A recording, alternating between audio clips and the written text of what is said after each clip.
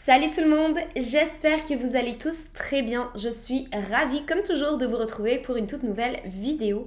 D'autant plus qu'aujourd'hui on va s'intéresser à une secte et Dieu sait à quel point ce sont mes histoires préférées. Mais avant que l'on entre plus en détail dans notre affaire du jour, je suis ravie de vous annoncer que nous avons un sponsor qui n'est autre que MyHeritage. MyHeritage est un concept absolument incroyable qui vous permet d'en apprendre plus non seulement sur vous, mais aussi sur vos origines, les origines de votre famille et surtout vos ancêtres. Le site internet est rempli de fonctionnalités interactives extrêmement faciles d'utilisation. Il vous est par exemple possible de créer votre propre arbre généalogique et pour ça, rien de plus simple. Tout ce que vous avez à faire, ça sera d'entrer votre nom ainsi que ceux de vos parents et de vos grands-parents. Et le site va se charger ensuite lui-même de compléter votre arbre généalogique en y ajoutant de nouvelles personnes grâce à une recherche automatique, ce qui vous permettra donc ensuite d'en apprendre plus sur votre famille et vos ancêtres. De nombreux documents sont aussi mis à votre portée très régulièrement, car MyHeritage a accès à pas moins de 15 milliards d'archives historiques à travers le monde. Autant dire donc que MyHeritage en connaît très probablement plus sur votre famille que vous-même. Il y a aussi une autre petite fonctionnalité avec laquelle je me suis beaucoup amusée à plusieurs reprises, qui vous permet de faire passer une ancienne photo en noir et blanc en couleur et d'en améliorer considérablement la qualité. Car on s'entend, en 1930, la qualité des photographies n'était pas ce qu'elle est aujourd'hui. Vous pouvez ensuite donner vie à cette photo grâce à des filtres comprenant plusieurs expressions faciales. Et ce dont je vous parle là se trouve n'être qu'une petite partie de l'iceberg car MyHeritage a encore bien d'autres ressources à vous proposer. Inscrivez-vous donc à MyHeritage pour pouvoir profiter de toutes les fonctionnalités étonnantes que le site vous propose et bénéficier aujourd'hui d'un 50% de rabais à votre inscription grâce au lien que je vais vous mettre en description. Merci encore à MyHeritage de sponsoriser cette vidéo et maintenant place à notre histoire du jour. Pour notre histoire du jour, nous allons nous envoler tout droit en direction de l'Afrique. Je sais très bien que les histoires de sectes vous plaisent autant qu'elles me plaisent à moi. Comme je vous l'ai dit précédemment, c'est mon petit sujet de prédilection. Il est certain que les sectes les plus connues ont déjà été traitées des centaines de fois et je suis pas mal sûre qu'on en connaît tous les détails. C'est pour cette raison que j'ai pris un peu de mon temps pour faire des recherches plus approfondies pour essayer de découvrir des sectes peut-être un peu moins connues. Et c'est ainsi que je suis tombée sur notre affaire du jour, dont je n'avais jamais entendu parler avant aujourd'hui. Pour notre affaire du jour, si vous avez un petit cœur sensible, peut-être vous abstenir de regarder cette vidéo. Mais par contre, si vous avez l'estomac bien accroché, installez-vous confortablement car on va commencer.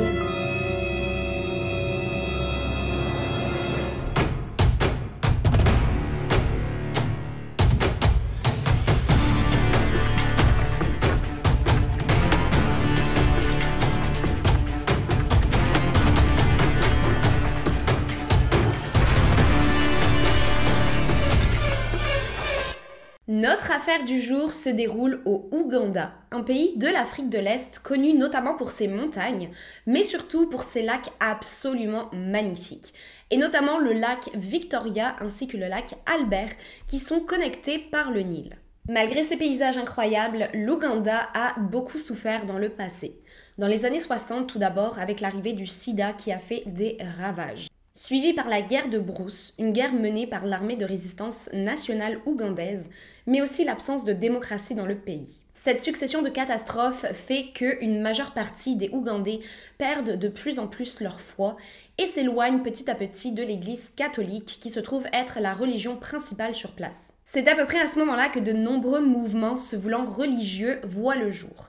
De nombreux meneurs de sectes naissent un peu partout à travers le pays et commencent à recruter de plus en plus de fidèles. C'est ainsi qu'un mouvement en particulier sort du lot et se fait énormément remarquer en 1986. C'est cette année-là que le mouvement du Holy Spirit, que l'on peut traduire par le mouvement de l'Esprit Saint, voit le jour. Ce dernier est mené d'une main de fer par Alice Oma, une jeune femme âgée à ce moment-là de 30 ans et originaire de Gulu, la plus grande ville de l'Ouganda. Ce mouvement d'après elle sert à lutter dans une guerre contre le mal pour s'assurer que le bien triomphe toujours et elle prétend qu'un esprit chrétien nommé Lakwena lui parle et lui commande chacune de ses décisions. Elle entame alors une guerre contre l'armée de résistance nationale ainsi que toute personne ayant le moindre pouvoir dans le pays. De nombreux leaders se joindront alors au mouvement et ce dernier durera jusqu'en 1996. Bref, je vous épargne les détails car le Holy Spirit n'est pas notre thème du jour, mais je voulais juste vous le présenter car c'est vraiment le premier gros mouvement dans l'Ouganda qui est né et qui a par la suite justement ouvert les portes à bien d'autres. C'est ainsi donc que Credonia Mwerinde et Joseph Kibweter se rencontrent en 1989. Il est fort probable que ma prononciation des noms ne soit pas exacte. Je m'excuse d'avance et sachez que je vais faire de mon mieux. Credonia est née en 1952, elle est donc à ce moment-là âgée de 37 ans. Evangelista, la sœur aînée de cette dernière, a perdu la vie alors que Credonia n'était âgée que de 8 ans, ce qui a été un énorme traumatisme aussi bien pour elle que pour le reste de sa famille. Durant les années qui suivent, le père de famille prétend avoir des visions ainsi que des rêves étranges dans lesquels sa fille Evangelista apparaît accompagnée de la Vierge Marie. Et dans les alentours de l'année 1988, Credonia commence elle aussi à avoir les mêmes rêves étranges et les mêmes visions. Elle en discute alors avec son père et ce dernier est pratiquement certain qu'il s'agit là d'un avertissement qui pourrait peut-être concerner la fin du monde qui serait imminente. Son père la pousse alors à en parler ouvertement pour essayer d'avertir le plus de personnes possible, ce que cette dernière est bien déterminée à faire, mais elle ne sait pas vraiment comment s'y prendre. Et c'est à peu près à ce moment-là qu'elle fait la rencontre de Joseph Kibweter, qui va l'inspirer et la motiver à créer un mouvement qui sera plus tard suivi par des milliers de personnes. Joseph est à ce moment-là âgé de 58 ans et a une très longue carrière derrière lui. Il est né dans un petit village d'un quartier de l'Ouganda en 1932, où il est élevé par des parents catholiques pratiquants. Il est un jeune garçon très intelligent et se fait remarquer à l'école où on lui prédit déjà une carrière fulgurante. À l'âge de 28 ans, Joseph travaille dans une école catholique et décide à côté de cela d'entamer la construction d'une autre école catholique non loin de celle où il travaille déjà, tout simplement car il remarque que les classes sont surpeuplées et que les élèves sont bien trop nombreux. C'est cette même année que Joseph va se marier et sachez qu'à l'âge de 28 ans, il est déjà père de 16 enfants. Rien que ça. En plus de son travail à l'école, Joseph possède un moulin à maïs ainsi qu'un commerce de bière grâce auquel il perçoit des revenus chaque mois, ce qui n'est pas peu demandé avec 16 bouches à nourrir à la maison. Au début des années 70, Joseph réalise qu'il veut créer de plus grandes choses dans le monde et faire une véritable différence. C'est ainsi qu'il s'engage en politique et obtient le titre de président de la commission du service public dans le gouvernement du royaume de Ankole, qui est l'un des 5 royaumes présents dans l'Ouganda. Ceci fait alors de lui une personnalité publique et ses avis et opinions prennent alors une toute autre importance qui peuvent finalement faire une différence pour son pays. De nombreux hommes politiques justement à ce moment-là repèrent le potentiel de Joseph et décident de lui faire confiance pour mener à bien leur campagne électorale. Joseph est alors satisfait de son statut, mais une partie de lui regrette tout de même que sa parole ne soit pas plus écoutée. C'est donc sa rencontre avec Credonia qui lui donnera enfin cette opportunité tant attendue. C'est alors qu'elle décide d'entrer en contact avec les personnes les plus influentes du pays pour tenter de diffuser son message à la plus grande échelle possible. C'est de cette manière qu'elle finit par contacter Joseph et qu'une rencontre entre les deux a lieu. Joseph écoute alors très patiemment Credonia partager son discours et raconter les nombreux rêves et visions dont elle a été la témoin. C'est alors que quelque chose le frappe lorsqu'il réalise que l'une des visions dont lui parle Credonia semble être exactement la même que l'un des rêves que ce dernier a eu quelques années auparavant lorsqu'il avait rêvé lui aussi de la Vierge Marie. Il est alors complètement sous le choc et bouleversé par ce message que Credonia est venue lui transmettre. Et d'après lui, il n'y a aucun doute à avoir, Credonia a bel et bien des visions et la fin du monde approche. Joseph et Credonia restent alors en contact après cela et discutent ensemble de la manière dont il leur serait possible de transmettre leur message au plus de monde possible. Joseph finit même par demander à Credonia de venir s'installer sous le même toit que sa femme, ses enfants et lui. Il passe donc très rapidement de 18 personnes sous le même toit à 19. Mais à ce niveau-là, je pense que un de plus, un de moins, ça fait pas une grosse différence. Tous deux travaillent alors nuit et jour sur la création d'un nouveau mouvement, leur permettant de diffuser les 10 commandements de Dieu pour permettre aux hommes pieux d'être sauvés lors de l'Apocalypse.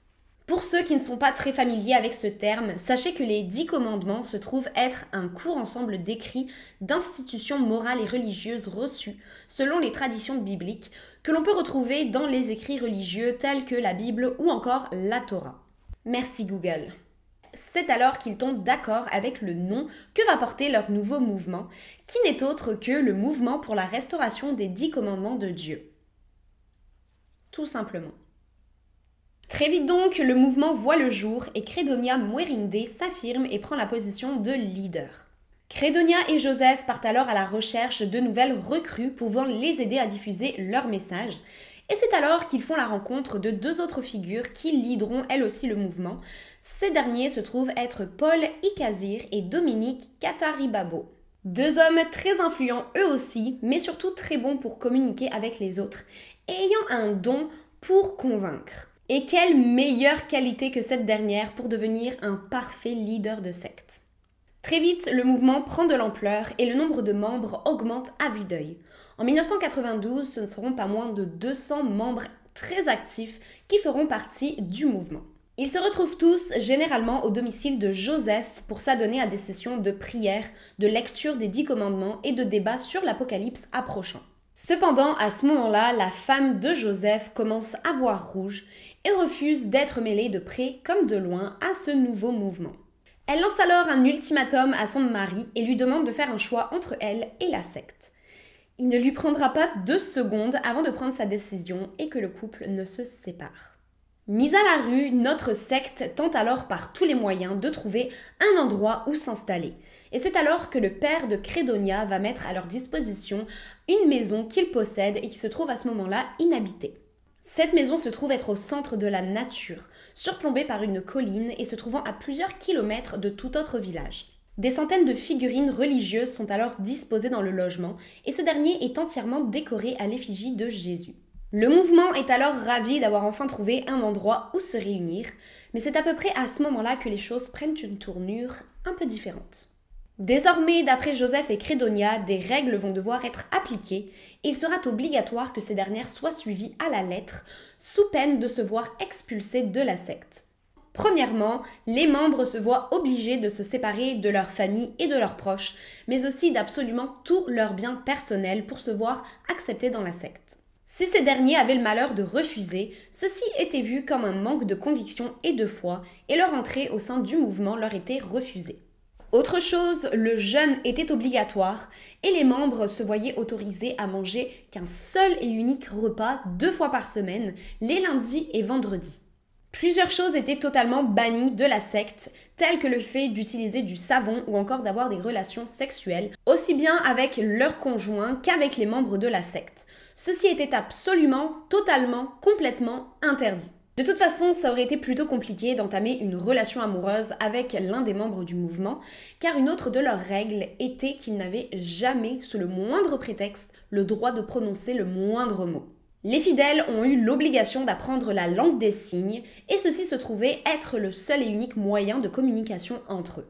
La raison pour laquelle les membres étaient dans l'obligation de vendre leurs biens personnels se trouve être tout simplement car il leur était demandé de reverser la totalité de cet argent aux leaders de la secte. Et grâce à cet argent, ces derniers achetaient des terres ou encore du matériel pour bâtir des écoles, mais surtout des églises, leur permettant de prier et de partager leur message avec le plus de monde possible, dans le simple et unique but de recruter de nouveaux membres. Un pèlerinage avait lieu très régulièrement, au cours duquel les fidèles faisaient une très longue randonnée en forêt pour se rendre jusqu'à un rocher tout particulier qui, d'après les leaders, ressemblait à la Vierge Marie. Ils s'agenouillaient ensuite en face de ce rocher et priaient, parfois durant des heures entières.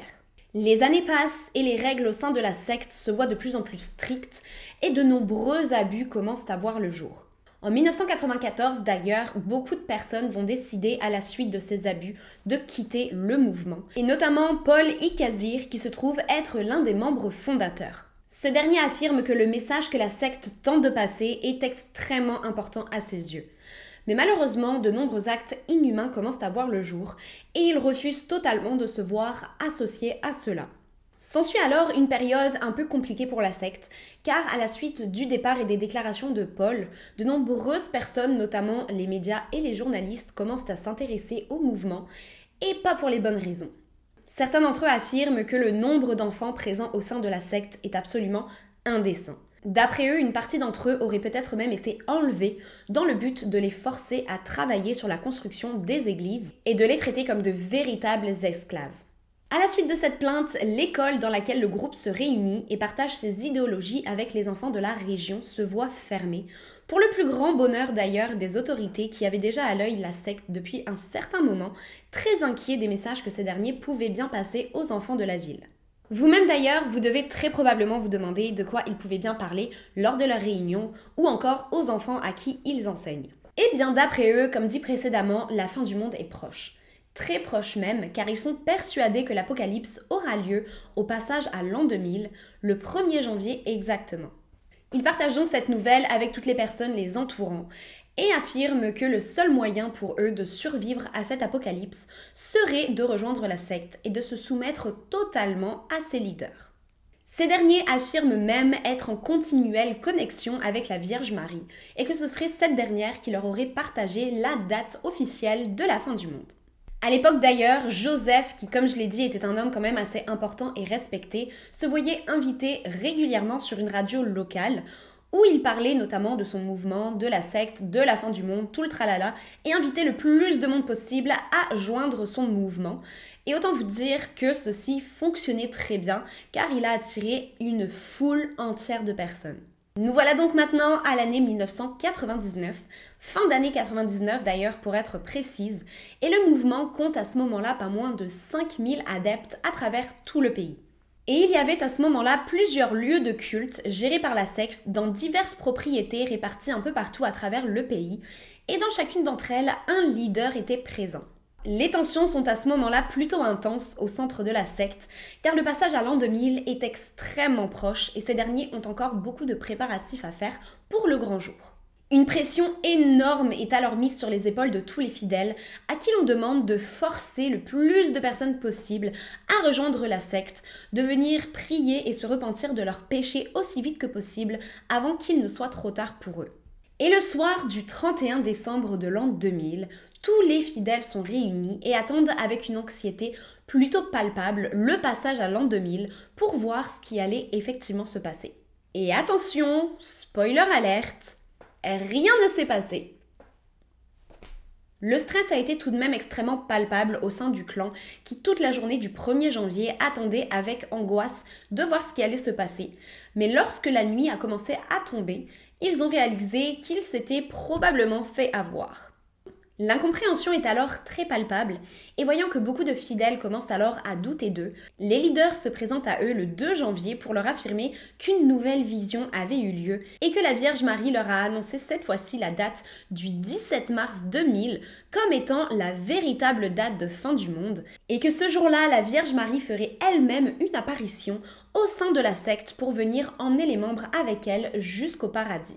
Il parle de la date du 17 mars 2000 en répétant, et je cite, « Des serpents aussi grands que des roues de tracteur et des blocs de ciment tomberont du ciel sur les pécheurs, et 3 jours d'obscurité consécutifs engloutiront le monde. » Une partie des fidèles décide alors que trop c'est trop et se voit absolument outrés de cette vue menée en bateau concernant la date du 1er janvier 2000.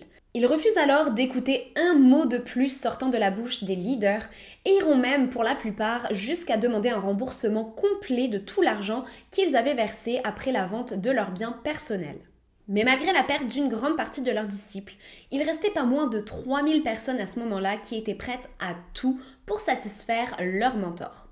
Le soir du 16 mars 2000, soit le dernier soir avant l'apocalypse, ce sont pas moins de 500 personnes qui vont se réunir autour d'un énorme festin pour célébrer leur dernier jour de vie sur Terre. Il y avait de la musique, des boissons, de la nourriture, mais surtout de la viande, car pour cette grande occasion, ce sont pas moins de 3 bœufs qui ont été sacrifiés comme une offrande à Dieu avant l'apocalypse. Et attention, spoiler alerte à nouveau, le 16 mars se termine et le 17 mars arrive.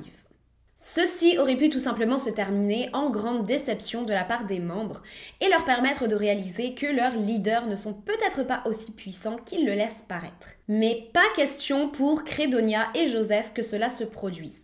Ils savent qu'ils ont raison et ils sont prêts à tout pour le prouver. Le 17 mars au soir, après une nouvelle déception de la part des membres de la secte, les leaders de ces derniers décident de les inviter à se joindre à eux pour une grande séance de prière dans leur église. Ce seront pas moins de 500 personnes qui s'avancent donc à l'intérieur de l'édifice tout en chantant des chants religieux. Les portes de l'église se ferment et ils entament leur séance de prière. C'est alors qu'une énorme explosion retentit. Des hurlements se font alors entendre et quelques secondes plus tard, c'est maintenant un incendie énorme qui se déclare à l'intérieur de l'église. Les membres de la secte, alors pris de panique, tentent par tous les moyens de s'échapper de l'église en essayant d'ouvrir les portes et fenêtres, mais ces dernières sont totalement barrées. Les hurlements à l'intérieur de l'église se font de plus en plus rares au fil que les minutes passent, jusqu'à laisser place au silence le plus total, tandis que le feu continuait de dévorer l'église et tout ce que cette dernière contenait sur son passage. Les pompiers sont immédiatement appelés sur place par des habitants des villages aux alentours ayant aperçu la fumée s'échappant de l'église. Et lorsqu'ils arrivent enfin à maîtriser les flammes et à entrer dans le bâtiment, ils réalisent avec effroi que toutes les personnes présentes à ce moment-là dans l'église ont perdu la vie. Il y a au total 530 corps, parmi lesquels une dizaine d'enfants et pas le moindre survivant. Mais l'horreur ne s'arrête pas là, car le nombre de victimes est encore bien plus élevé que ce qu'il n'y paraît. 4 jours plus tard, les autres lieux de culte utilisés par la secte sont entièrement fouillés, et ce ne seront pas moins de 450 autres corps qui seront retrouvés sans vie. Ils avaient tous été tués quelques jours avant l'incendie, mais dû à leur localisation extrêmement reculée, personne ne s'était donné la peine durant ces quelques jours de se rendre sur place pour vérifier que tout se passait bien. Des fosses seront découvertes à proximité des lieux de culte et ces dernières étaient remplies de corps humains, ayant été jetés là des jours, voire même des semaines avant le massacre, ce qui laisse à penser que les gourous avaient très probablement déjà commencé à tuer des membres de la secte avant la tuerie de masse. Certaines des victimes ont perdu la vie après avoir été asphyxiées, mais la plupart d'entre eux ont été empoisonnés et poignardés à mort. Une villageoise vivant non loin de l'endroit où l'église était implantée témoignera des années plus tard et déclarera, et je cite, « Absolument tout le monde courait dans la vallée. Le feu continuait à brûler et il y avait des douzaines de corps brûlés à un point tel qu'on ne pouvait plus les reconnaître. Nous nous sommes alors couverts le nez de feuilles aromatiques pour éloigner l'odeur et pendant plusieurs mois après, nous ne pouvions plus manger de viande. » Une enquête est alors ouverte et certains policiers sont persuadés qu'il s'agit là d'un suicide collectif. Mais certaines preuves vont nous montrer qu'il s'agirait plutôt là d'un meurtre de masse. Ce qui leur mettra en premier lieu la puce à l'oreille se trouve être le fait que Dominique Katari-Babo, l'un des leaders, ait été vu quelques jours avant les incidents acheter plus de 50 litres d'acide sulfurique, très probablement utilisé pour empoisonner les membres, ou encore et surtout mettre le feu à l'église. Mais en plus de cela, il sera découvert que Joseph avait des contacts avec un gourou de secte australienne qui avait utilisé les mêmes techniques que le mouvement de la restauration des 10 commandements de Dieu pour attirer ses membres. Ce dernier parlait lui aussi de fin du monde et d'avoir des connexions avec la Vierge Marie. Il a d'ailleurs été incarcéré peu de temps avant le passage à l'an 2000 pour homicide. Bref, ce sont beaucoup de coïncidences donc qui laissent penser que ce massacre était très probablement organisé depuis le début. Les policiers prendront alors des mois à examiner chacun des corps retrouvés pour vérifier si ceux de Credonia, Joseph et des autres leaders se trouvaient parmi les victimes. Car si ça n'était pas le cas, alors ces derniers devaient être retrouvés aussi vite que possible et arrêtés. Cependant, aucune trace des leaders n'est découverte et la police de l'Ouganda lance alors un mandat d'arrêt international à l'encontre des leaders, accompagné d'une récompense de 2 millions de shillings ougandais pour chaque personne arrêtée. Mais malgré cela, aucun des leaders de la secte ne refera jamais surface. Il sera découvert plus tard que Joseph avait écrit une lettre à sa femme quelques jours avant le massacre pour lui demander de bien vouloir reprendre les rênes de la secte car tous les membres actuels allaient très bientôt mourir et il lui faudrait en recruter de nouveaux. Des rumeurs ont alors vu le jour concernant l'implication de Credentia au sein de la secte, car jusque-là, c'est Joseph qui a toujours porté le chapeau et qui a été vu comme le réel cerveau ayant tout orchestré. Mais beaucoup de personnes restent persuadées que Credentia est le réel cerveau derrière tout cela et serait celle qui aurait poussé Joseph et l'aurait manipulé pour commettre ces crimes absolument atroces. Ce qui au final ne change pas grand-chose. On s'en fout pas mal de savoir qui est plus coupable que l'autre, car au final, ils travaillaient tous ensemble, et ils sont tous coupables d'avoir manipulé ces pauvres personnes, de leur avoir mis des idées complètement ridicules dans la tête pour ensuite les assassiner d'une manière totalement brutale. En 2002, il est affirmé que de nombreuses violations des droits de l'homme ont eu lieu au sein de la secte, notamment l'enlèvement d'enfants, violences et malnutrition infligées sur ces derniers, ainsi que des violences et atteintes à l'intégrité physique sur les adultes présents au sein du mouvement. Et croyez-le ou non, mais en 2011, un prix Nobel de mathématiques a été décerné à Credonia Mwerinde pour avoir, et je cite, était capable de prognostiquer la fin du monde à des dates différentes et avoir montré au monde qu'il faut faire très attention lorsque l'on fait des calculs et des déductions mathématiques. Je sais pas ce que vous en pensez, je sais qu'en tout cas moi j'y connais pas grand chose en matière de prix Nobel, je ne sais pas si c'est quelque chose qui a déjà eu lieu dans le passé, mais moi ça me choque. Ça me choque que l'on mette en avant et que l'on discerne un prix à quelqu'un qui a tué d'une manière aussi violente autant de personnes. En tout cas, c'est ainsi que je conclus aujourd'hui notre chapitre sur le mouvement pour la restauration des 10 commandements de Dieu. Ils auraient pu trouver un nom un petit peu plus court en passant, hein. Si jamais ça vous intéresse, sachez qu'il est toujours possible aujourd'hui de voir des vestiges des bâtiments utilisés par la secte, mais il n'en reste bien évidemment que des ruines au milieu de la végétation. Partagez-moi en tout cas vos avis et opinions en commentaire sur cette histoire absolument incroyable. J'ai hâte d'avoir votre opinion et surtout de savoir ce que vous pensez concernant les leaders de la secte. Pensez-vous qu'ils ont été peut-être capables de s'enfuir et de vivre sous une nouvelle identité, ou pensez-vous plutôt qu'ils ont péri aux côtés de leurs victimes ? Si ça n'avait pas encore été fait, n'oubliez pas de vous abonner et d'activer la petite alarme pour être informé des futures publications de mes vidéos. Et je tiens encore à remercier énormément MyHeritage d'avoir sponsorisé cette vidéo. N'oubliez pas de faire un tour dans la description pour retrouver le lien qui vous permettra de bénéficier de 50% à votre abonnement sur le site de MyHeritage. Sur ce, je vous dis à très bientôt pour d'autres histoires toutes plus glauques les unes que les autres. Bye!